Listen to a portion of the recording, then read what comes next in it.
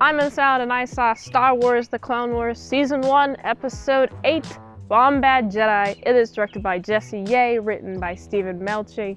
If you haven't seen this episode, I will spoil it for you. Padme goes to a planet who's needing help with resources and stuff. She goes there, and the guy's like, yeah, the Separatists already are doing what you didn't. I know you want patience, but you know what the Separatists are doing? They're just offering me the food that my people need. He's going with the Separatists because he needs food, pretty much, and he's been out of food for a while. The Republic has made some promises, but clearly they haven't fulfilled, and so he's grown impatient, and he's like, well, I guess I just have to go with the Separatists then.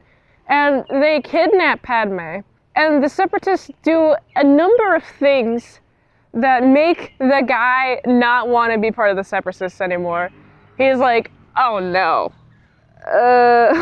Jar Jar is in this. Also, they are ordered to stay on the ship, and instead they decide to leave, and they find this Jedi cloak, and Jar Jar wears the cloak. And as they leave the ship, Jar Jar does this thing where he breaks everything, and is just generally a clumsy individual. And there are moments of this clumsiness that actually work out for him. Like, he's battling all these droids, and he gets his foot caught, and basically just makes it so they all get crushed, and they get knocked, and it's fun. And then Jar Jar has to figure out how to get C-3PO from being stuck to this magnet thing, and instead crushes the ship.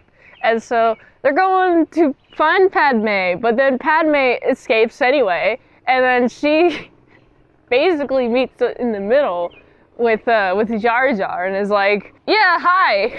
What's fun, Jar Jar doesn't realize that Padme has gone until Jar Jar climbed the tower in which she was on, and then Jar Jar overhears, oh, she's gone. He's like, he's gone? What? She's gone? What? And then they shoot at him because they think that he's a Jedi. And pretty much everyone is mystified by the Jedi reputation. What's fun is that Jar Jar, there is that Sith theory that Jar Jar was supposed to be a Sith Lord, but then they didn't do it because the first movie did so poorly. And I'm like, you know, I don't know. I think this episode really does play around with that idea, with Jar Jar being a Jedi. But ultimately, I don't think Jar Jar would have been capable as a Sith because he's too accidental. And he's very jovial. He doesn't really have a hate bone in him.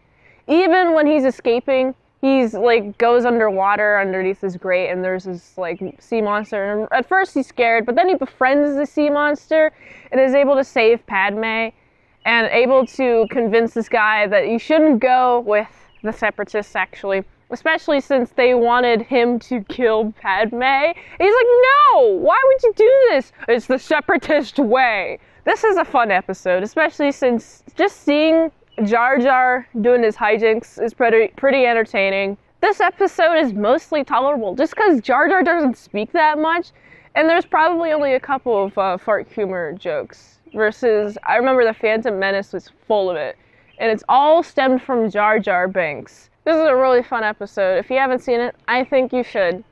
It's a really good way to establish Padme's character, especially with how cool she is.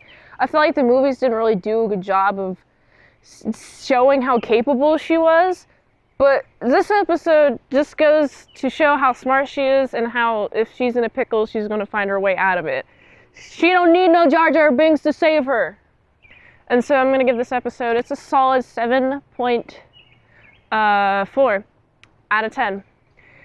If I haven't reviewed on a channel, there's a chance I haven't seen it all, so that's why you gotta come to Patreon Request and at patreon.com/ASDpresents. If you like this review, watch it on all the platform, really likes that. Also, you can help support the Daily Grindness by going to autisticboobs.com so you can go here. And until next time, Insound Saw, I'll see you later, my style croutons and bacon bitch.